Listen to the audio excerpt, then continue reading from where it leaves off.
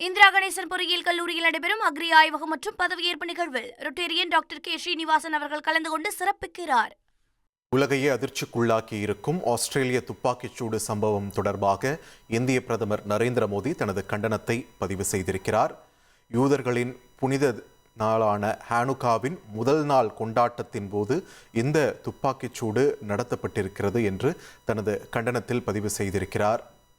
பிரதமர் நரேந்திர மோடி சிட்னியின் போண்டே கடற்கரையில் நடத்தப்பட்ட துப்பாக்கிச் சூட்டில் 12 பேர் உயிரிழந்திருக்கின்றனர். 29 பேர் படுகாயம் அடைந்திருக்கக்கூடிய சூழலில் உலகத் தலைவர்கள் பலரும் தங்களது கண்டனங்களையும் இரங்கல் செய்திகளையும் பதிவு செய்து வருகின்றனர். அந்த வகையில் பிரதமர் நரேந்திர மோடியும் தனது கண்டனத்தை பதிவு செய்திருக்கிறார்.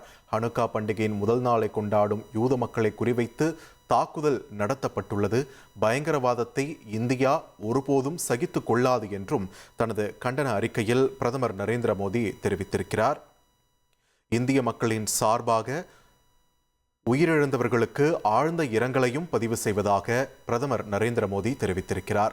ஆஸ்திரேலிய கடற்கரையில் பயங்கரவாதிகள் நடத்திய துப்பாக்கிச்சூடு சம்பவம் உலகெங்கும் பெரும் அதிர்வலைகளை ஏற்படுத்தியிருக்கக்கூடிய நிலையில் பிரதமர் நரேந்திர மோடி கண்டனம் தெரிவித்திருக்கிறார்.